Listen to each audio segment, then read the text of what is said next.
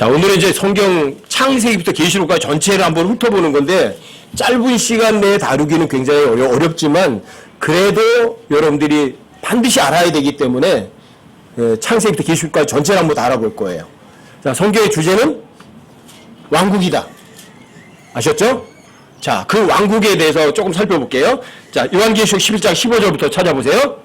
자, 제가 읽어드릴게요. 일곱째 천사가 나팔을 불매 하늘에 큰 음성들이 있어 이르되 이 세상의 왕국들이 우리 주와 그분의 그리스도의 왕국들이 되었고 그분께서 영원 무궁토록 통치하시리로다. 여기 이건 아직 안 됐잖아요. 이 세상 왕국들이 우리 주와 그분의 그리스도의 왕국들이 되었고 그분께서 영원 무궁토록 통치하신다. 아직 안 됐어요. 근데 이게 성경의 마지막 결론이기도 해요.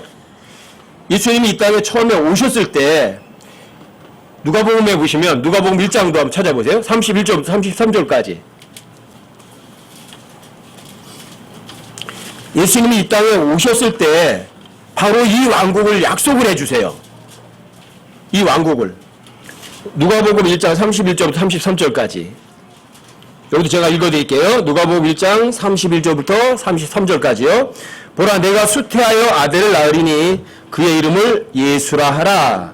그가 크게 되고 가장 높으신 이의 아들이라 일컬음을 받을 것이요 주 하나님께서 그의 조상 다윗의 왕자를 그에게 주리니 그가 영원토록 야곱의 집을 통치할 것이요 그의 왕국이 무궁하리라. 근데 지금 안 됐잖아요. 그쵸? 예수님이 이 땅에 오셨을 때 하나님이 예수님에게 약속했던 거예요. 다윗의 왕자를 너한테 줄 거다. 그리고 그 다윗의 왕자가 있는 예수가 야곱의 집을 영원 무궁토록 통치할 거다. 근데 이스라엘 사람들이 그 왕을 거절하는 바람에 왕국이 이루어지지 않았어요. 그러면 그때 이루어지지 않았다고 해서 그 왕국이 취소되는 것은 아니에요. 미래에 반드시 이루어지죠. 여러분, 다윗에게도 약속했었잖아요. 너와 내 집이 왕국이 영원 무궁토록 다스리리라. 다윗에게도 약속하셨어요. 그런데 안 됐어요. 아직도. 지금 현재도. 사람들이 이런 것들 때문에 성경을 안 믿으려고 하는 거예요. 옛날에 약속했는데 왜 안 됐어? 다윗에게 확실한 자비를 베풀어서 다윗과 다윗의 후손들이 영원토록 통치하신다고 하셨잖아. 근데 안 됐네? 이스라엘 나라도 없어졌네? 그러니까 성경이 이게 사실이 아니잖아. 이러는 거예요. 아니요. 여러분과 저한테는 뭐 몇 천 년이 될지 모르지만 하나님께는 천년이 겨우 하루에 해당되는 것밖에 안 되거든요. 사람들의 입장에서는 하나님이 약속해놓고 안 했네? 그럼 약속을 어기신 분이냐? 아니요. 약속 안 어기세요. 다만 미래의 이야기예요. 이게. 반드시 그렇게 될 거라고요. 여러분 스가랴서 14장도 한번 찾아보세요. 스가랴 14장 9절. 스가랴서 14장 9절. 찾으셨어요? 제가 읽어드릴게요. 또 주께서 온 땅을 다스리는 왕이 되시리니 그날에는 한 주만 계시며 그분의 이름도 하나만 있으리라. 지금 그런 시대가 있었나요? 없었어요. 그럼 하나님 이 약속이 취소됐느냐? 아니요. 취소되지 않고요. 꿋꿋하게 이 말씀 그대로 이루어질 거예요. 아직 미래지만.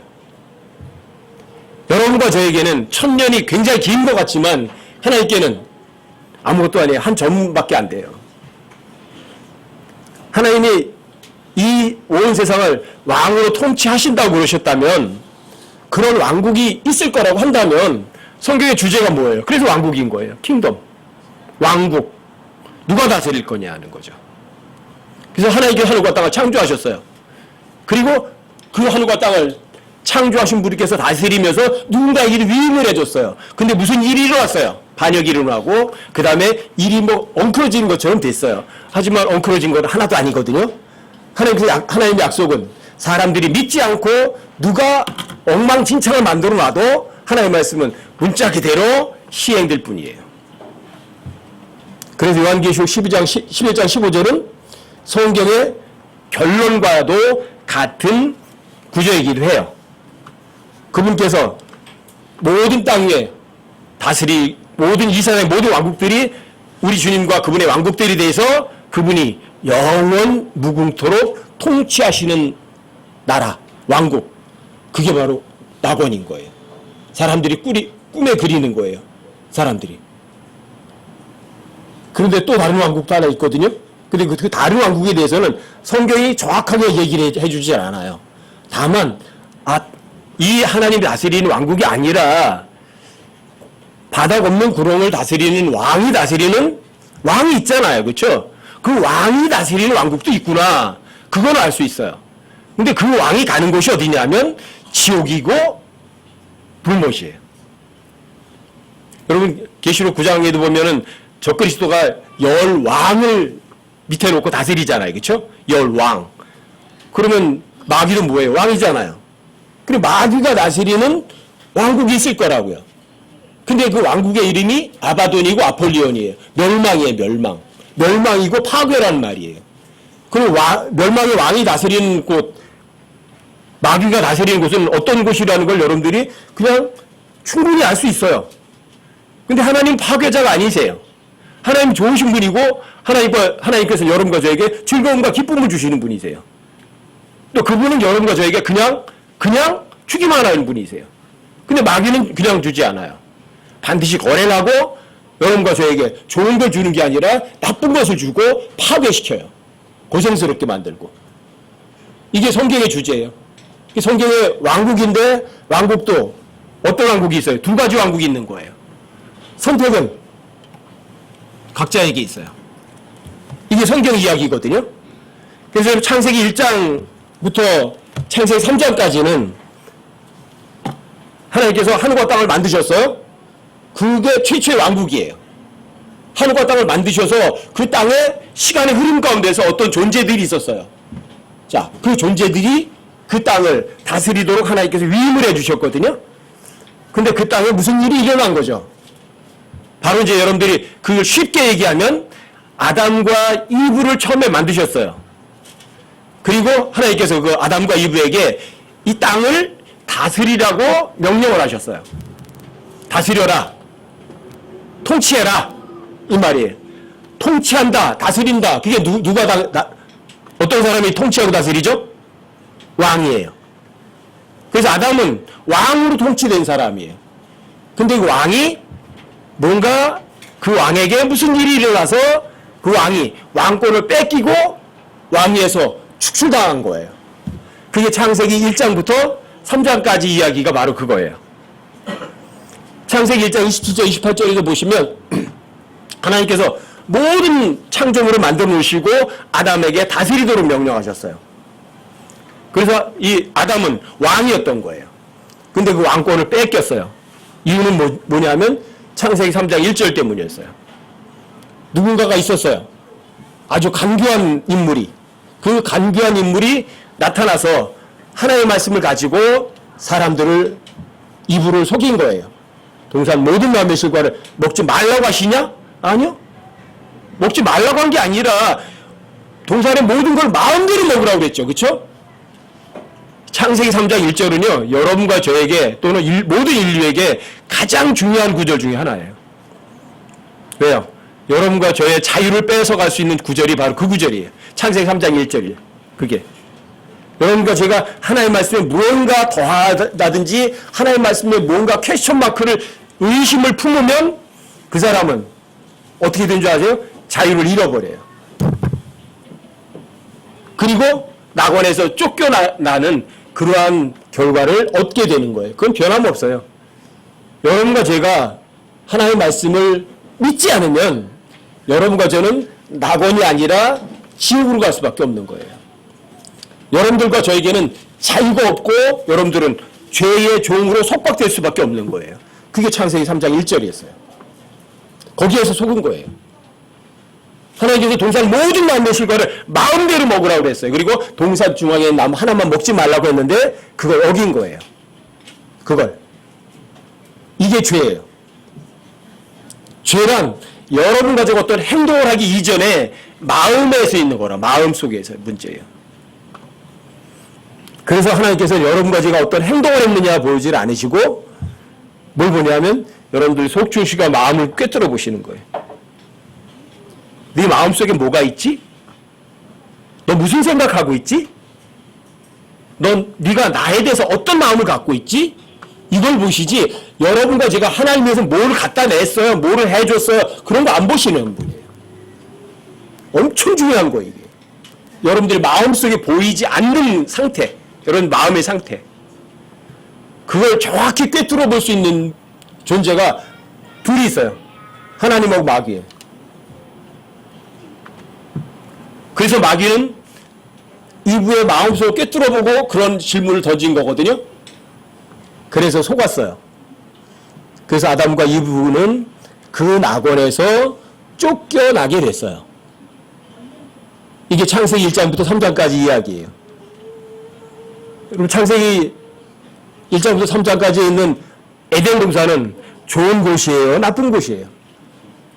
나쁜 곳이에요? 좋은 곳이에요? 좋은 곳이에요. 왜 쫓겨났어요? 하나님 말씀 안 믿어서 쫓겨났어요. 거기에서 이브가 빼먹은 단어가 이거예요. 프리윌리라는 단어예요. 값없이 자유롭게라는 단어를 빼먹었어요. 사람들이 동산에 있는 모든 나무, 생명의 나무 열매를 마음대로 먹고 싶어 해요. 그런데 그건 하나님의 은혜 가운데서만 가능해요. 모든 사람들이 생명나무의 열매를 마음대로 먹고 싶어서 방법을 어떻게 하냐면 나 착하게 살 거야. 선하게 살 거야. 노력하면 돼. 그리고 우리 손에 손을 잡고 우리 함께 힘을 모아서 그런 나라 한번 만들어 보자. 그러면 될 수 있어. 낙원을. 불가능해요. 결국은 요한계시록 21장에 가면 프리윌이라는 단어가 다시 등장을 하는데 하나님의 은혜예요. 하나님께서 원하는 모든 사람들에게 생명나무의 열매와 생명수를 값없이 주리라, 프리윌리 자유롭게 주리라, 프리윌리라는 단어가 거기에서 나와요. 창세기 3장 1절에서 잃어버린 그 단어를 어디서 요한계시록 21장 6절에서 하나님께서 은혜로 여러분들이 되풀어 주시는 거예요. 이게 성경 이야기예요. 하나님의 단어를 믿지 않음으로 인해서 낙원에서 추방됐어요. 이게 모든 인류에게 죽음을 가져온 거죠. 그렇죠? 이게 창세기 1장부터 3장까지의 사건이에요. 사건. 그래서 아담과 이브가 선악과를 먹고 추방됐어요. 그리고 아담과 이브로 인해서 이 땅 위에 사람들이 태어나게 됐어요. 그런데 아담과 이브가 선악과를 먹고 죄를 짓고 낙원에서 쫓겨난 다음에는 놀라운 일이에요. 하나님의 형상을 잃어버렸어요. 처음에 아담과 이브는 하나님의 형상대로 하나님의 모습대로 창조된 사람이었어요. 그리고 왕으로 창조됐어요. 근데 왕권도 잃어버리고 진짜 하나님 형상을 잃어버리고 아담의 모든 후손들은 하나님의 형상이 아니라 아담의 형상대로 아담의 모습을 따라서 태어나는 거예요. 그래서 아담이 범죄한 이후에 태어난 모든 사람들은 하나님의 형상을 가지고 태어나지 않아요. 어떤 모습? 아담의 모습. 아담의 형상. 근데 아담의 모습, 아담의 형상은 죄인이에요. 그래서 창세기 4장부터 태어난 모든 사람들은 죄인으로 이 땅에 태어나는 거예요. 근데 죄의 삭은 뭐죠? 죽음이에요. 그래서 아담이 낙원에 쫓겨난 이후에 한 사람도 예외 없이 거의 다 죽어요. 싹 죽어요. 예외가 하나 있긴 있어요. 에녹이 하나 있긴 있어요. 에녹은 365년 동안 하나님과 함께 동행하다가 하나님이 데려가셨다고 그랬거든요. 그러니까 이 사람은 죽음을 보지는 않았지만 그 외에는 죄가 있는 인간들은 몽땅 다 죽어버리는 거예요. 사람들이 다 죽는다는 이야기는 뭐죠? 사람들에게 다 죄가 있다는 말이에요. 그게 이방인들의 역사의 시작이에요. 죄인들의 역사의 시작이 창세기 4장 1절부터 시작되는 거예요. 창세기 4장 1절부터 11장까지는 어떤 곳이냐면 아담의 후손들이 낙원에서 쫓겨난 아담의 후손들이 어떻게 살았느냐 하는 거예요. 어떻게 살았느냐. 근데 아담의 후손들이 쫓겨나서 그때 당시에는 이 땅에 엊그제처럼 태풍도 없었고 지진도 없었고 폭풍이 몰아치고 그런 것도 없었어요. 그래서 환경이 너무 좋으니까 자, 먹을 것도 풍족해요.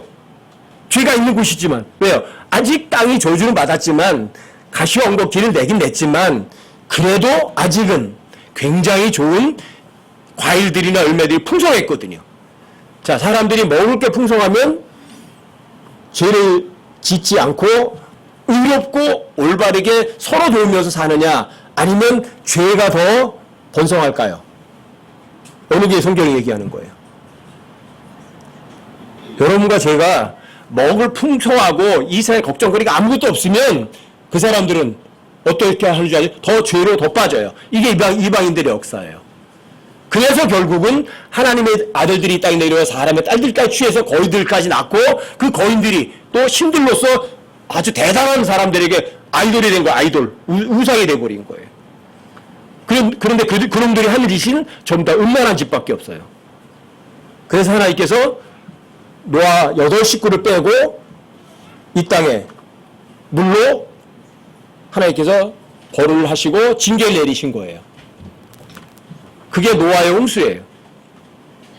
노아의 홍수 이후에 또 사람들이 번성하게 됐지만 사람들이 정신을 차릴까요? 차리지 않을까요? 또 안 차려요. 자, 하나님께서는 아담에게 약속하신 게 있었어요. 너는 이 땅을 번성하여서 가득 채워라 그랬어요. 자, 흩어져 나가서 가득 채우라 이거예요. 이 땅을. 왜? 좋은 땅에 좋은 인물로 다 가득 채우라고. 그런데 사람들이 그 말을 안 믿어요. 퍼져나가지 않으려고 해요. 그리고 사람들이 바벨탑을 쌓는 거죠. 바벨탑을 쌓고 손에 손잡고 우리 흩어지지 말고 우리가 탑을 쌓아서 하늘까지 올라가자 이렇게 하는 거예요. 누구 힘으로 하늘로 올라가는 얘기예요? 우리 힘으로. 그 흩어지지 말고 하나가 돼서 지금으로 말하면 바로 유엔이에요. 우리 하나로 연합해서 우리 힘으로 이 땅에 왕국을 진짜 낙원을 이루자, 평화를 이루자, 이게 유엔하고 똑같은 거예요. 그래서 이 역사는 항상 반복되는 거라고요. 역사는 돌고 도는 거예요. 반복되고 반복될 뿐이에요. 그래서 하나님께서 창세기 11장에서 하나님께서 이방인들을 보니까 어때요? 희망이 있어요, 없어요? 희망이 없어요. 그래서 창세기 4장부터 11장까지는 이방인들의 역사인데 그 이방인들의 역사가 좋게 끝나느냐 아니면 나쁘게 끝나느냐, 역사는 항상 타락의 역사일 뿐이에요. 죄인들의 역사는 항상 좋은 쪽으로 끝나는 것이 없어요. 항상 타락으로 끝나요. 아시겠어요? 자, 낙원도 마찬가지잖아요. 죄가 들어오니까 낙원이 어떻게 좋게 끝났어요? 나쁘게 끝났어요? 낙원도 타락으로 끝나버리잖아요. 그렇죠? 이방인들도 마찬가지예요. 죄를 해결 못하니까 아무리 자신들의 힘으로 손에 힘을 잡아가지고 바벨탑을 사서 우리가 하늘에까지 올라가자 해도 결국은 타락으로 끝나는 거예요. 이게 창세기 4장부터 11장까지가 이방인들의 역사의 이야기예요. 그래서 인류의 모든 역사는 타락으로 끝난다는 것을 창세기 4장부터 11장까지가 또 입증해 주는 거예요. 그리고 하나님께서 자, 이방인들이 죄악 가운데 있으니까 하나님께서 그 이방인들 가운데서 아브람이라는 한 사람을 선택해서 불러내셨어요. 하나님 하시는 건 이런 거거든요. 다 썩어버리죠. 다 썩어버리면 거기에서 그래도 썩지 않은 거 하나쯤 있거든요. 그거 골라내세요. 그래서 다시 시작을 하세요. 이게 아브람을 이방인들 중에 우루라는 곳은 우상 숭배의 아주 본거지. 그래서 죄가 가장 관영한 곳에서 하나님께서 아브람의 한 사람을 불러내시는 거예요. 그래서 그 아브람 한 사람을 가지고 하나님께서 유대인이라는 하나의 민족들을 만드시는 과정이 바로 창세기 12장부터 출애굽기 19장까지예요. 어디서부터 어디까지요? 창세기 12장부터 출애굽기 19장까지. 그리고 아브라함이 이삭을 낳기도 전에 하나님께서는 아브라함에게 그렇게 약속을 하시는 거예요. 내 후손들이 이집트로 내려갈 거다. 자, 이삭을 낳기도 전이에요. 4세대 만에 이 땅으로 다시 돌아올 거다. 근데 왜 4세대 만에 돌아와야 되느냐? 아직 이 땅에, 가나안 땅에 죄악이 가득 차지 않았으니까 이렇게 얘기하시는 거예요. 그러면 이스라엘 백성들이 어디로요? 이집트로 내려가서 하나의 민족이 형성되는 400년 동안 가나안 땅에는 뭐가 가득 차게 되는 거예요? 죄악이 가득 차게 되는 거죠. 그래서 이스라엘 가나안 땅 7족속들의 죄악들이 바로 레위기 18장에 레위기 19장에 상세하게 써 있는 거예요. 가나안 땅은 어떤 땅이냐면 젖과 꿀이 흐르는 땅이에요. 그러니까 먹을 거, 입을 거, 마실 거 걱정 안 하는 땅이에요. 그런데 그 땅에 뭐가 가득 차요? 근친상간에다가 수간에다가 동성애로다가 부글부글하는 거예요. 죄악이 가득 차는 거예요. 아브라함의 후손들이 이집트 내려가 있는 400년 동안. 그래서 400년 후에 하나님께서는 이스라엘 백성들을 이집트에서 해방시켜 끌어내시면서 그 이스라엘 백성들을 징계의 도구로 써서 가나안 7족속들을 동물까지도 남자, 여자, 어린아이 할 것 없어요. 몽땅 다 멸절시켜버리게 하시는 거예요. 왜요? 죄가 없는데도 그렇게 죽이나요? 하나님 의로우신 분이세요. 죄 없는 사람을 무조건 죽이지 않으신다고요. 죽음이 임한다는 얘기는 죄가 넘쳤다는 이야기죠. 그래서 창세기 15장 6절에서 이미 하나님께서 그걸 미리 아시고 성경에 써오신 거예요. 내 후손들이 이집트 땅으로 내려갈 거고 이집트 땅에 내려간 다음에 4세대 만에 다시 올라올 거다. 그리고 그 이스라엘을 내가 내 백성이라고 하고 그 이스라엘을 특별히 내가 다루겠다. 이런 이야기를 출애굽기 20장에서 출애굽기 19장에서 20장에서 하시게 되는 거예요. 그래서 창세기 12장부터 출애굽기 19장까지는 어떤 이야기예요? 아브라함이라는 한 사람을 불러내셔서 그 아브라함 한 사람을 가지고 뭘 만드시는 거예요? 유대인이라는 하나의 민족을 만드는 거예요. 그리고 그 유대인이라는 하나의 민족을 가지고 나라를 하나 만드는 거예요. 그게 뭐죠? 이스라엘이에요. 그게 바로 창세기 12장부터 출애굽기 19장까지 역사예요. 자, 성경은 기본적으로 어떤 책이에요? 역사책이라고요. 실제 역사책이라고요. 근데 과거 역사긴 하지만 분명한 역사예요. 아시겠죠? 그리고 출애굽기 19장에서 하나님께서 이스라엘 백성들하고 뭔가 아주 의미심장한 약속을 하시죠. 왜요? 하나님께서는 이방인들에게 실망하셨거든요. 어떤 여망도 보이지 않았거든요. 그러니까 하나님께서 이스라엘 백성들과 특별히 약속을 하시는 거예요. 여러분 출애굽기 19장을 한번 보세요. 자, 이스라엘 백성들이 이집트로부터 탈출해서 이제 시내산에 도착했어요. 그때 모세가 시내산에 올라갔을 때 하나님께서 모세에게 이렇게 말씀하신 거예요. 그래서 19장 3절부터 조금 읽어드릴게요. 3절부터 6절까지요. 제가 읽어드릴게요. 모세가 하나님께 올라가니 주께서 산에서 그를 불러 이르시되 너는 이같이 야곱의 집에게 말하고 이스라엘 자손에게 구하라. 내가 이집트 사람들에게 행한 것과 또 내가 독수리 날개에 너희를 실어 내게로 데려온 것을 너희가 보았느니라. 그러므로 이제 너희가 참으로 내 목소리에 순종하고 내 언약을 지키면 전제 조건이 있네요. 그렇죠? 참으로 너희가 내 목소리에 순종하고 내 언약을 지키면 전제 조건이에요. 조건부. 너희는 내게 모든 백성들보다 뛰어난 아주 독특한 보물이 되리니 이는 온 땅이 내 것이기 때문이라. 또 너희는 내게 제사장 왕국이 되며 거룩한 민족이 되리라. 내가 이스라엘 자손에게 고할 말들이 이러하니라. 하나님께서 하나의 민족, 유대인이라는 민족을 만드시고 이스라엘이라는 하나의 나라를 만드셔서 그 민족, 이스라엘과 약속을 하시는 거, 언약을 하시는 거예요. 아주 특별한 약속이에요. 그렇죠? 근데 전제 조건이 있어요. 너희가 내 목소리에 순종해라. 내 언약을 지켜라. 그러면 넌 아주 독특한 보물이 될 거다.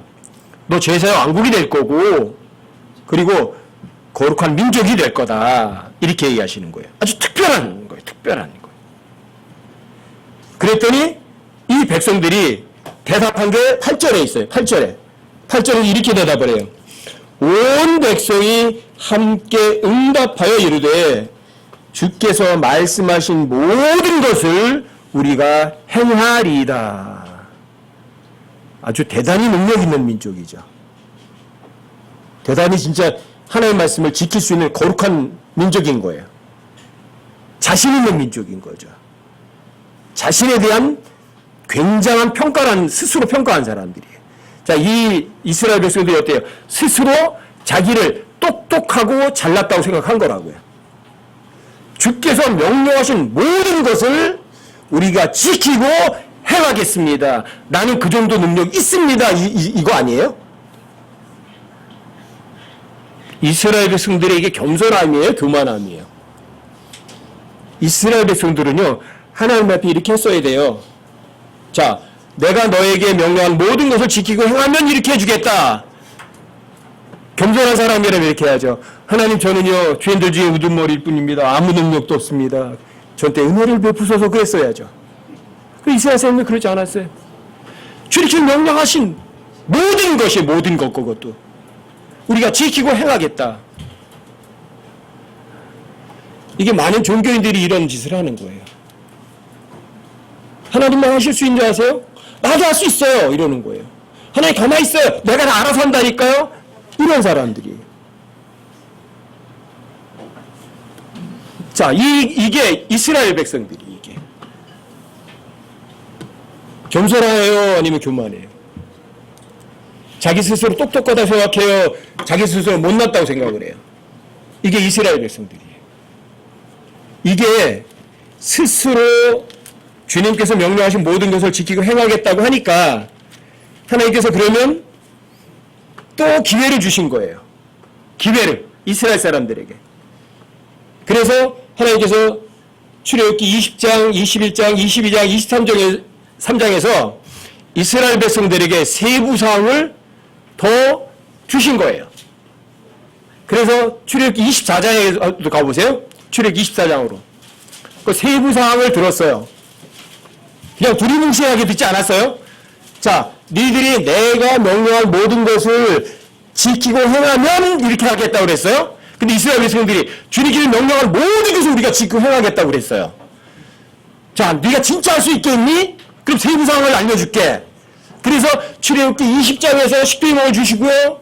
그 십계명에 따르는 세부 조항까지도 출애굽기 21장, 22장, 23장에서 세밀하게 해주신 거예요. 자, 여러분 세밀하게 해주면 어때요? 더 복잡해지죠? 힘들죠? 그럼 어떻게 해야 돼요? 아이고, 이제라도 안 되겠다, 못하겠다, 하나님 은혜를 베풀어 주시면 그래야 되겠다, 그래야 되는 거 아니에요? 그런데 이스라엘 성도는 안 그래요. 자, 출애굽기 24장으로 가보세요. 3절 가보세요. 3절. 이게 출애굽기 21장, 20장, 21장, 22장, 23장에서 세부사항을 이스라엘 백성들이 얘기를 한 거예요. 자, 3절이요. 24장 3절. 모세가 와서 주의 모든 말씀과 판단의 모든 법도를 백성에게 고하매 온 백성이 한 목소리로 응답하여 이르되 주께서 하신 모든 말씀을 우리가 행하리이다 하더라. 뭐라 그래요? 자, 모세가 출애굽기 20장, 21장, 22장, 23장에 있는 세부사항 다 얘기했잖아요. 그렇죠? 그럼 더 복잡해졌잖아요. 그럼 어떻게 해야 돼요? 겸손하다면. 아이쿠, 이거 안 되겠구나. 주님, 저 바보 같아요. 저 죄인데 우두머리고요. 저 무익한 존재일 뿐이에요. 은혜를 베푸셔서 그래야죠. 근데 여기 또 얘기해요. 온 백성이 한 목소리를 말하고, 온 백성이 주께서 하신 모든 말씀을 우리가 행하겠습니다. 이게 이스라엘 백성들의 교만인 거예요. 그래서 4절에 보시면 모세가 하나님께 하신 말씀을 기록하고 또 이스라엘 백성들이 한 얘기도 기록을 하고 그리고 시행물을 잡아서 피를 갖다가 놔요. 자, 하나님 하신 말씀도 기록을 하고 백성들이 주께서 모든 말씀을 우리가 행하겠습니다. 그것도 책에 기록을 하고 그 책에다가 피로다가 도장을 찍어요. 그리고 그 책을 백성들에게 또 읽어주는 거예요. 이제는 말이 아니에요. 문서화되어 있어요. 거기다가 피로 도장까지 찍었어요. 읽어줬어요. 백성들에게. 이게 마지막 기회, 세 번째. 그럼 어떻게 해야 돼요? 백성들이. 피의 맹세는 바꿀 수도 없어요. 그렇죠? 그럼 이스라엘 백성들이 뭐라고 해야 돼요? 지금이라도 겸손해져야 되는 거 아니에요? 그런데 안 해요.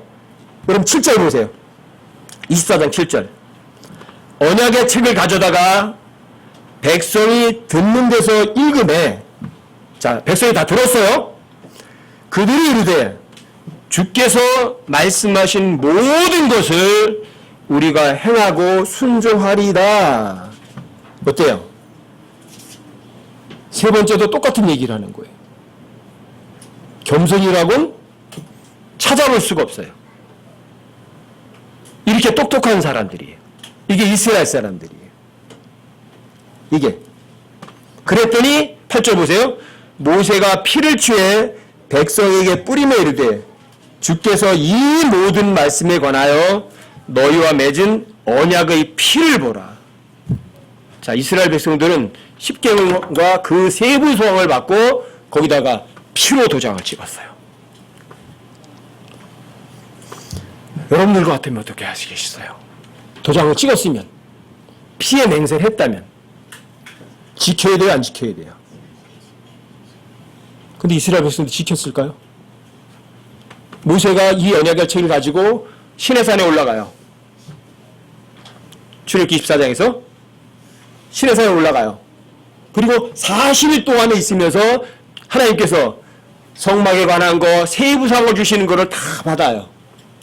40일 동안 모세가 안 내려오니까 이스라엘 백성들이 한 짓이 뭐죠? 금송아지 만들어 놓고, 보라, 우리를 이집트에서 이끌어가는 우리를 인도한 신이라고 섬겨요. 그 금송아지가 바로 이집트에서 봤던 아피스라는 신이에요. 금송아지 신. 어디로 돌아간 거예요? 다시 이집트로 돌아간 거예요. 이게 이스라엘이에요. 사람들이 입으로 하나님이 무슨 말을 한다고 해서 하나님이 설득되는 거 아니세요. 아시겠어요? 그 사람들이 피의 맹세를 하고 도장을 찍는다고 해서 하나님께서 인정하시는 거 아니에요. 중요한 게 뭐죠? 입으로 아무리 멋있는 말 해봤자 하나님은 못 속여요. 하나님 그 사람 마음 중심을 보시거든요. 자, 이게 출애굽기 20장부터 마태복음 27장까지 이것이 계속 진행되어 있는 거예요. 자, 너 내 명령 지키고 행하라, 두고 보자. 한번 해봐라. 제가 첫 번부터 어겼어요. 그래서 출애굽기 20장부터 마태복음 27장까지 얼마나 두꺼워요? 성경에 5분의 3 정도 돼요. 그쵸? 그 많은 부분이에요. 왜 그렇게 많은 부분이 있어요? 왜? 하나님은 은혜로우신 분이세요? 아니면 강팍하신 분이세요? 은혜로우신 분이거든요. 하나님께서는 그 사람의 범죄를 몇 번이나 용서해 주실까? 얼마나? 베드로가 예수님에게 묻잖아요. 예수님, 어떤 사람이 저한테 와서 잘못했다고 그러네요. 근데 저 사람이 나한테 잘못했다고 그러는데 몇 번이나 용서해 주면 좋을까요? 마태복음 18장에서 베드로가 이렇게 물어보죠? 하나님, 예수님, 7번까지 용서해 주면 되나요? 예수님 뭐라고 말씀하세요? 70번씩 7번이라도 용서해 줘라. 그럼 몇 번 용서해 줘야 되는 거예요? 490번. 그쵸? 70 곱하기 7이니까 77이 49, 490번이에요. 490번 용서해 줘야 될 거 아니에요.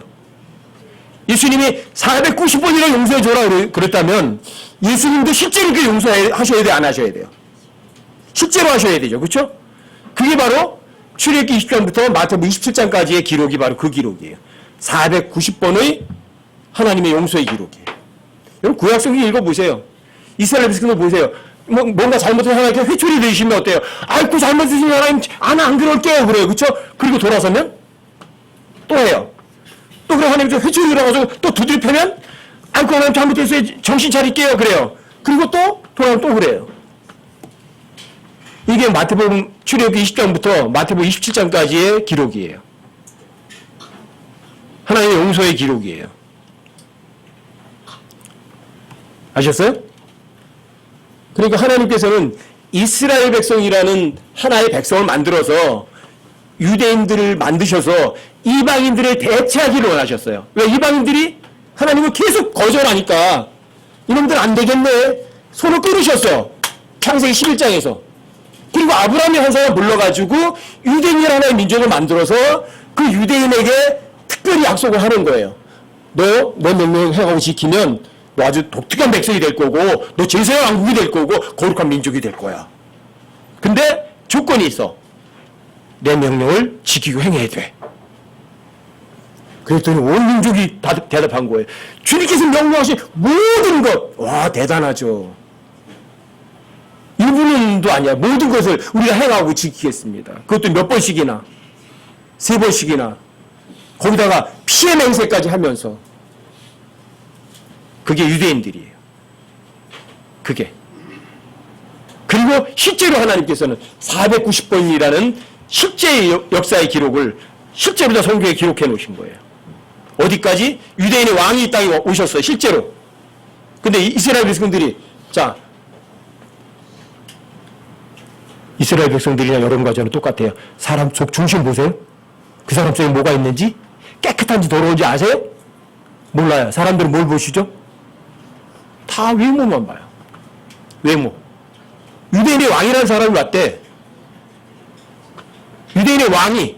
근데 그 유대인의 왕이 죽은 사람도 살린대. 태어날 때 소경으로 태어난 사람 눈도 번쩍 뜨게 한대. 혈루증 12년 동안 허비했던 사람도 즉시 고쳤대. 모든 병자 다 고쳤대. 어때요? 소문이 들으니까 궁금해요, 안 궁금해요? 그렇게 사람들이 네 번째 6월절 날 유대인 왕이 입성하신다니까 다 복역으로 온 거예요. 근데 왕이 위풍당당하게 입성하시는 게 아니라 어린 나귀 새끼를 타고 촐랑거리면서 들어오는 거예요. 사람들은 뭘 봐요? 반드시 외모만 봐요. 그래서 결국은 뭐 저 따위가 무슨 유대인의 왕이야. 그래서 종교 지도자들의 선동을 통해서 자신들의 왕을 거절해요. 뭘 보고? 외모를 보고. 예수님의 얼굴은 흠모할 만한 아름다움이 전혀 없었어요. 예수님 정말 못생겼다고요. 그래서 여러분과 제가 외모 가지고 여러분들 하나님께 핑계할 거 없어요. 왜? 여러분과 저 이 땅에 여기 있는 계신 분 누구든지 예수님보다는 다 잘생겼거든. 그렇죠? 사람들은 외모를 보는 거예요. 그래서 예수님은 십자가 못 박혀 죽게 한 거예요. 예수님 마지막 말씀하시는 거예요. 하나님 저 사람들은 무슨 짓을 하는지도 모릅니다. 저 사람들 저를 용서해 주십시오. 이게 490번째 용서예요. 이게 실제 기록이에요. 실제 역사예요.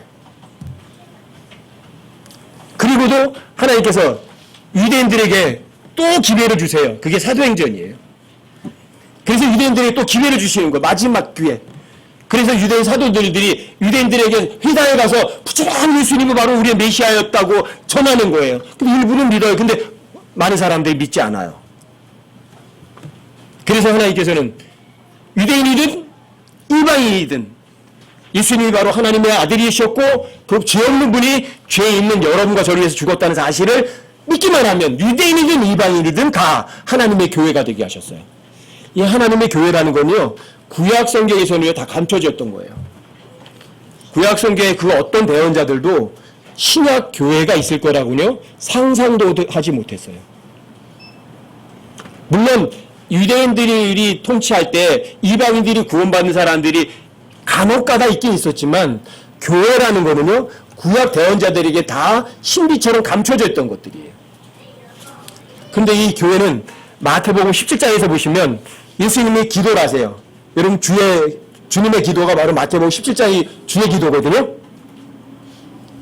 여러분 마태복음 6장에 있는 그 기도하는 방법이 주님의 기도가 아니라 마태복음 17장이 요한복음 17장이 예수님의 기도예요.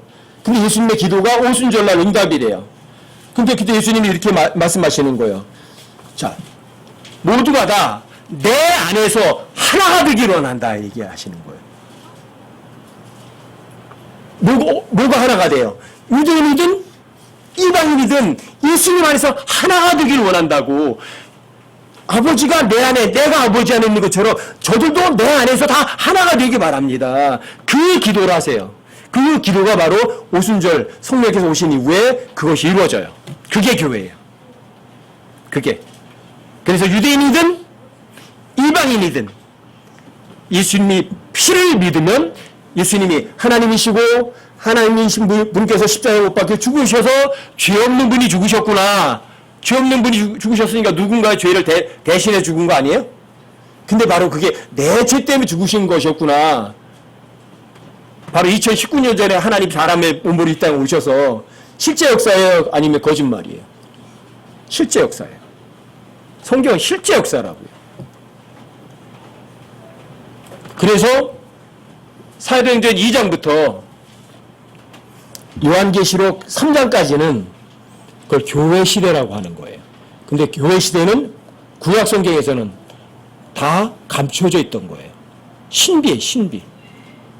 유대인이든 이방인이든 하나님께서 사람의 몸으로 이 땅에 오셔서 죄 없이 죽은 그 사실, 피 흘리신 사실을 믿기만 하면 유대인이든 이방인이든 예수님 안에서는 한 몸이 되는 거예요. 그 몸의 머리는 예수님이세요. 그 몸에는 유대인도 있고 이방인도 있어요. 그 구원받은 사람들이 예수님과 하나의 몸을 이루는 것. 이건 신비거든요. 그래서 부부를 한 몸이라고 그래요. 예수님을 우리의 머리라고 그러고 여러분과 저를 그분의 지체라고 그러고 예수님을 남편이라고 그러고 여러분과 저를 아내라고 부르는 거예요. 이게 교회 시대예요.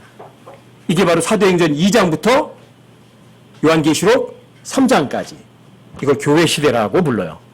근데 이 교회 시대는 구약 성도들에게는 감추어진 일이었다. 그래서 이 유대인들이 신약 성경을 결코 인정하려고 하지 않는 거예요.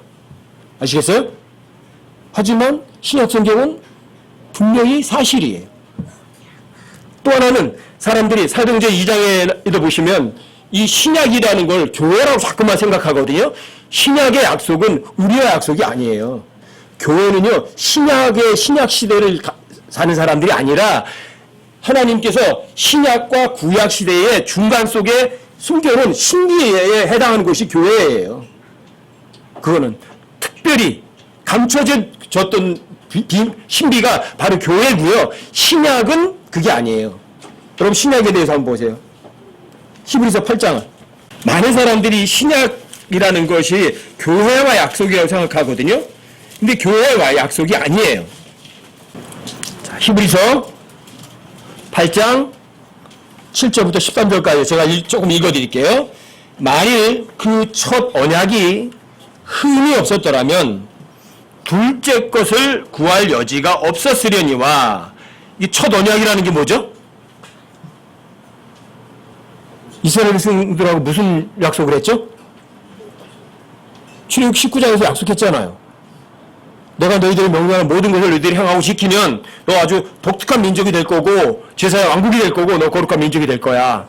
그래서 하나님께 십계명을 주셨어요. 10개의 부수조항을 주셨어요. 그렇죠? 그 첫 언약을 이스라엘 백성들이 제대로 지켰어요? 아니요, 못 지켰어요. 흠이 있었던 거죠. 그 첫 언약 가지고는 그 사람들이 하나님의 말씀을 행하고 지켜서 진짜 하나님의 약속을 이뤄낼 수 있었다면 하나님의 은혜라는 거는 전혀 필요하지도 않거든요.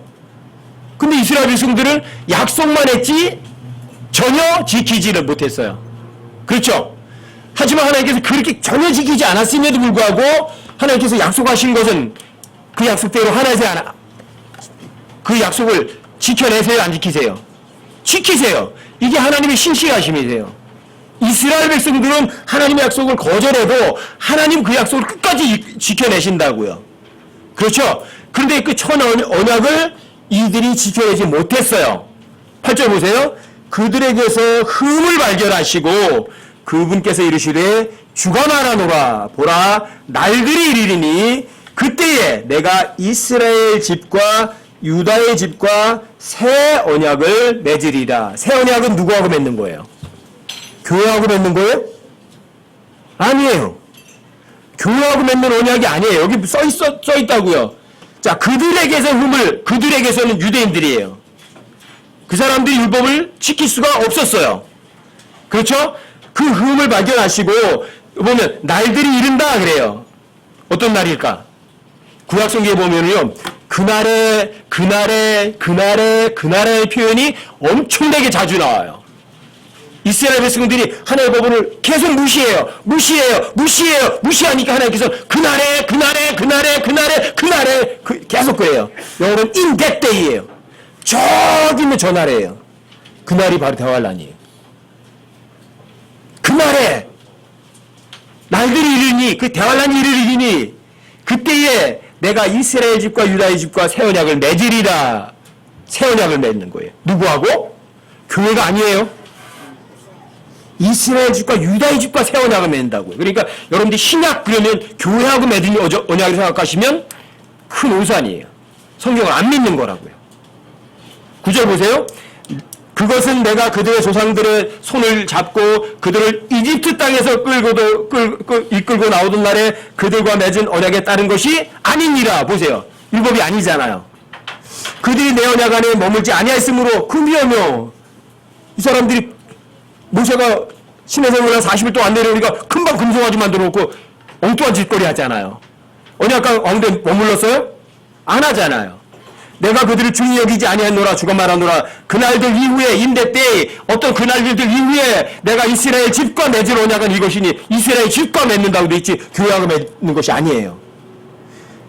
곧 내가 내 법을 그들의 생각 속에 두고 그들의 마음속에 그것들을 기록하여 나는 그들에게 하나님 되고 그들은 내게 한 백성이 되리라 주가 말하노라. 그들이 각각 자기 이웃을 각각 자기 형제를 가르쳐 말하기를 주를 알라 하지 아니하리니 이는 가장 작은 자로부터 가장 큰 자에 이르기까지 모두가 나를 알 것이기 때문이라. 왜요? 천년왕국된 예수님 실제보다 예수님 통치하시니까.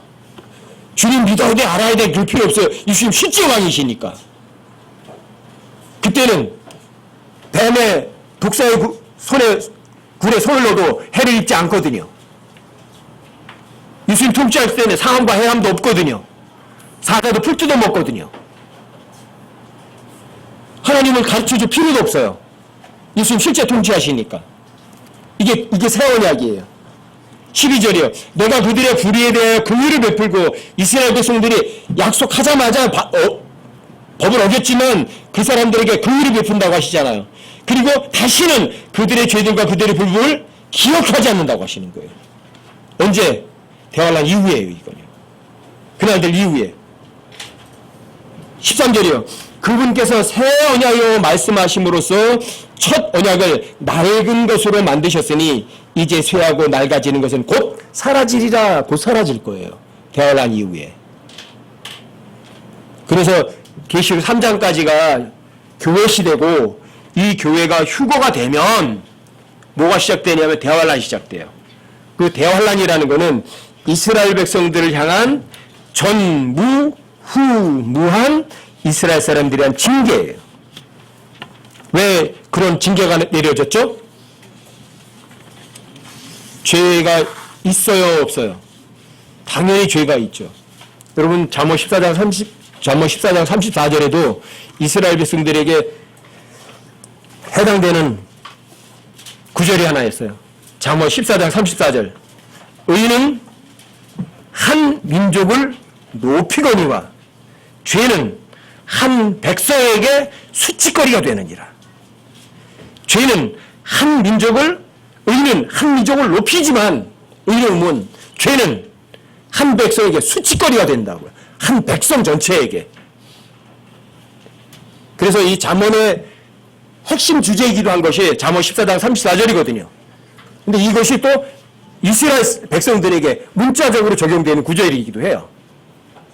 그러니까 이스라엘 백성들이 대환란이라는 이전에도 없고 앞으로도 없을 어마어마한 징계를 통해서 이스라엘 백성들이 누구를 인정하냐면 예수님을 자신들의 메시아였던 것을 사실을 인정하게 되는 거예요. 그리고 이스라엘 백성들이 메시아이신 예수님을 인정하니까 무슨 약속을 할 수가 있어요? 첫 약속 폐해요. 어디서? 출애굽기 19장 20절에서 맺었던 그 약속을 폐하시고 새 언약을 맺으시는 거예요. 거기에는 율법이 없어요. 자, 하나님 알만한 것을 책에 기록하지도 않으세요. 어디다 기록한 줄 아세요? 이스라엘 백성들 마음속에다 기록해 버리시는 거예요. 그러니까 주님 알아, 이거 해, 저거 해, 가르쳐줄 필요가 없어요. 왜요? 그 사람 마음속에다 하나님의 법을 다 기록해 두셨으니까. 그게 천년왕국이에요. 그래서 이스라엘 백성들은 천년왕국 때 모든 민족들의 우두머리가 돼서 모든 민족들을 다스리는 민족들이 되는 거예요. 그래서 하나님께서는 출애굽기 19장에서 자, 내가 내 명령을 행하고 지키면 너는 아주 독특한 백성이 될 거고 제사장 왕국이 될 거고 거룩한 민족이 될 거야. 그게 천년왕국 때는 그대로 이루어지는 거예요. 근데 이스라엘 백성들이 잘해서 이루어졌어요? 전적으로 하나님의 은혜예요. 아시겠어요? 이 대환란이 바로 그거예요.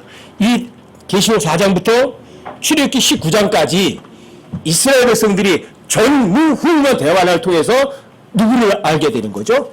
예수님을 알게 되는 거. 아, 우리의 메시아였었구나. 그리고 하나님께서 그때 이스라엘 백성들 뭐를 맺으세요? 새 언약을 맺으시는 거예요. 그리고 천년왕국 때 이스라엘 백성들은 거룩한 민족이 되어서 모든 민족들을 다스리는 제사장 왕국이 실제로 되는 거예요. 아시겠어요? 그리고 그때 우리는 대환란 끝에 이 땅에 다시 와서 이스라엘 백성들은 이방인들 다스리는 제사장 왕국이 되고 여러분과 저는 또 예수님과 함께 왕노릇하는 천년왕국이 시작이 되는 거예요. 바로 천년왕국의 시작이 요한계시록 21장, 22장, 23장이에요. 천년왕국이 시작은 됐는데 천년왕국 끝은 없어요. 천년이 지나고 나서 새 하늘들과 새 땅이 불타버리고 하나님께서 그 이전에 창세기 3장부터 요한계시록 20장까지 사이에서 구원받은 사람과 구원받지 못한 사람들에 대한 심판을 하시고 그리고 하나님께서 새 하늘, 새 땅을 다시 창조하시고 그 땅에서는 이제 뭐가 영원히 가는 거예요. 그 새 하늘, 새 땅에서는 어떤 단어가 해당이 되냐면 프리일이라는 단어가 회복이 되는 거예요. 하나님께서 원하는 모든 사람들에게 값없이 프리일리 값없이 생명수를 주셔서 영원토록 살게 만드는 것이 바로 요한계시록 21장, 22장, 23장. 자, 거기에서는 시간의 끝이 없어요. 다시 뭐로 돌아가죠? 영원으로 돌아가는 거예요. 이게 성경의 역사예요. 아시겠어요? 그러니까 여러분과 저는 어디에 와 있느냐 하면 바로 휴거가 일어나기 바로 직전에 놓여 있는 것이 여러분과 저의 상황이에요. 그리고 여러분과 제가 하늘로 들려 올라가면 이스라엘 백성들에게는 뭐가 시작되냐면 징계가 시작이 되는 거예요. 그게 계시록 4장부터 19장까지예요. 자, 예레미야 30장 7절을 한번 찾아보세요. 이스라엘 백성들에 관한 환란에 관한 걸 한번 찾아보십시다. 예레미야 30장 7절이요. 요한계시록 4장부터 19장까지는 이걸 보통 다니엘 70째 주라고도 말을 해요. 보통 사람들이 또는 야고보의 고난했다라고도 부르고요. 다른 말로다가 대환란이라고도 불러요. 이 대환란 때는 자, 예레미야 30장 7절이에요. 찾아보세요. 예레미야 30장 7절이요. 요한계시록 4장부터 계시록 19장까지는 뭐라고요? 다니엘 70째 주 또는 야곱의 고난의 때. 마태복음 24장에서 그걸 갖다가 대환란 이런 식으로 부르는 거예요. 자, 예레미야 30장 7절이요. 다 찾으셨어요? 제가 읽어드릴게요. 아, 슬프도다. 이는 그날이 너무 커서 그와 비길 날이 없기 때문이니 그날은 곧 야곱의 고난의 때로다. 그러나 그가 그 고난에서 구원을 받으리로다. 구원받고 예수님과 함께 새 언약을 체결하게 되거든요. 이게 바로 대환란, 다니엘 70째 주 야곱의 고난의 때라고 하는 날이에요. 여러분 그 앞에 있잖아요. 아 슬프도다 하면서 이는 그날이 너무 크다 그러죠. 그와 비길 날이 없다고 그러죠. 그러니까 전무후무한 거예요. 이전에도 없었고 이후에도 없어요. 마태복음 24장에서 그렇게 얘기를 하잖아요. 그 대환란이라고 마태복음 24장에서 얘기하잖아요. 그렇죠? 바로 이 대환란을 통해서 이스라엘 백성들이 예수님과 함께 다시 새 언약을 맺는 거거든요. 그래서 이스라엘 백성들이 자 독특한 민족으로 제사장 왕국으로 거룩한 민족으로 통치하는 거거든요. 대환란을 통해서 신약이 맺어지는 거라고요. 교회와 맺어지는 것이 신약이 아니라고요. 아시겠죠? 그리고 나서 계시록 21장에서 영원히 시작되는 거죠. 그걸 마태복음 19장에서 이렇게 말하죠. 하나님께서 모든 만물을 새롭게 하는 때다 이렇게 얘기를 하죠. 그래서 계시록 20장, 21장, 22장에서는 자 천년왕국과 영원을 다루는 거죠. 그리고 여러분과 제가 놓여진 시점은 어디쯤 된 것 같으세요? 대환란이 시작되기 바로 전쯤 되는 거예요. 그럼 마지막 날 대환란의 시작을 in that day라고 그래요. 구약성경에서 엄청나게 많이 말하는 거예요. 그날에 이렇게 많이 표현한 날이에요. 바로 그날의 시작이 어디냐면 이거예요. 휴거가 시작이에요. 여러분과 저를 하나님께서 데리고 올라가시면 그날은 in that day는 시작되는 거예요. 야곱의 고난의 때는 시작이 되는 거예요. 그리고 여러분과 저의 놓여진 시점 어디죠? 휴거 바로 코앞에 와 있는 거예요. 그게 몇 년 내에 있을지 몇십 년 내에 있을지는 모르지만 여러 가지 여건상 분명히 그날은 코앞에 와 있는 거예요. 그날이 가까웠다는 확실한 증거는요. 온 세상에 이거예요. 동성애, 수간, 근친상간 이런 징조가 온 세상에 창궐하다는 얘기는요. 바로 휴거가 코앞이라는 사실이에요. 이거는요. 어떻게 할 수가 없어요. 왜요? 하나님께서는 롯의 날과 같다 또는 노아의 날과 같다 그랬는데 롯의 날도 노아의 날도 공통점이 있어요. 그게 바로 음란이에요. 그게 수간이고 그게 동성애예요. 거의 코앞에 온 거죠. 뭐 성평등 이런 미명으로다가 소수 인권 보호 이러면서 지금 성평등 동성애를 합법화하거든요. 그 얘기는 뭐죠? 대환란은 코앞에 있다 그 얘기예요. 이 땅에 죄악이 가득 차면 그 다음에는 뭐가 오죠? 반드시 심판이 오는 거거든요. 그래서 롯의 날 또는 노아의 날이라고 예수님께서 휴거를 그런 식으로 표현하시는 거예요. 이게 성경이에요. 창세기 1장부터 3장까지는 창조하고 타락을 다뤄요. 창세기 4장부터 11장까지는 이방인들의 역사를 다루는데 이방인들도 타락했어요. 아셨어요? 창세기 12장부터 출애굽 19장까지는 하나님께서 이스라엘이라는 하나의 나라를 형성하는 과정이고 유대인이라는 하나의 민족을 만드는 과정이에요. 그리고 출애굽기 20장부터 마태복음 27장까지는 하나님께서 유대인이라는 하나의 민족하고 하나님과의 약속을 한 거예요. 근데 그 약속한 유대인이 온 백성이 대답했잖아요. 그래서 율법이라는 약속은 개인과 맺은 약속이 아니에요. 율법은 누구와 맺은 약속이에요? 하나의 민족하고 하나님이 맺은 약속이라고요. 아시겠어요? 그런데 이스라엘 백성들이 그 약속을 계속 어겼어요. 어디까지? 마태복음 27장에서 예수님 십자가에 죽일 때까지. 몇 번이나 용서해 주셨어요? 실제로 490번 실제로 용서해 주셨어요. 그래도 이스라엘 백성들은 돌이키지 않았어요. 그렇죠? 예수님 십자가에 달려 죽은 사건은 하나님의 지혜고 그게 하나님의 파워라고 그러거든요. 예수님 십자가에 달려 죽으심으로 인해서 죄 없는 그분이 십자가에 못 박혀 죽는 것을 통해서 이방인이든 유대인이든 모든 사람들의 죄값을 대신 지불해주는 하나님의 지혜가 발휘된 거예요. 하나님께서 모든 그 죄의 권능을 이기는 하나님의 권능이 된 거예요. 그게 십자가 사건이었던 거예요. 근데 그걸 알았던 사람은, 계시받았던 사람은 유일하게 사도 바울이었어요. 그게 복음이었어요.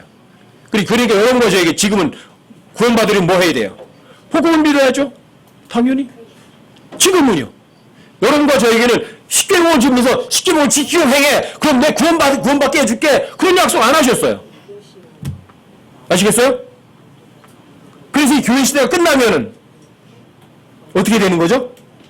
여러분과 저를 하나님께 데려가시면 이 땅에서는 바로 그날이 시작돼요. 이스라엘 백성들의 징계가 시작돼요. 그 야곱의 고난의 때라고 그러죠. 다니엘 72일이라고 그러죠. 대환란이라고 하죠. 이게 여러분과 제게 지금 놓여진 시점이에요. 지금 현재예요, 현재. 여러분과 제가 휴거가 되면 지금은 휴거가 미래죠. 여러분과 제가 휴거가 되고 나면 휴거는 과거가 된다고요. 이게 실제 역사이기 때문에 성경은. 그러니까 이스라엘 백성들이 대환란을 겪을 것이 미래고 또 천년왕국도 미래죠. 그러니까 여러분들이 성경을 믿으면 미래를 알아요, 몰라요? 그게 예언자예요. 그게 예언하는 사람이에요. 그게 천년 후에 무슨 일이 있을 거다. 여러분과 저는 예언 다 할 수 있어요. 여러분들과 제가 휴거된 다음에 천년 후에 뭐가 있는 거죠? 백보자 심판이 있겠죠. 그렇죠? 여러분들이 미래를 다 알잖아요. 그리고 여러분과 예수님과 함께 영원히 통치할 걸 여러분 아시잖아요. 그게 진짜 예언이에요. 그게. 예언이 틀리면 거짓말이고요. 그 예언은 어때요? 100%에만 돼요. 그리고 성경을 믿는 사람들은 미래를 아는 사람들이에요. 성경을 믿는 사람들은 과거를 아는 사람들이에요. 성경을 믿는 사람들은 현재를 아는 사람들이에요. 성경은 절대 종교 경전이 아니라고요. 교회 놀이해야 하는 책이 아니에요. 여러분과 이제 실제 미래에 다루는 책이라고요. 아시겠죠? 영원에서 영원까지를 다루는 실제 역사책이에요. 실제 역사책 가운데 이 실제 역사를 믿으신다면 여러분들이 뭘 준비하셔야 돼요? 주님 오시겠구나. 철저하게 준비하셔서 주님 오셨을 때 남아있는 사람 단 한 사람도 없는 여러분과 제가 되시자고요. 네.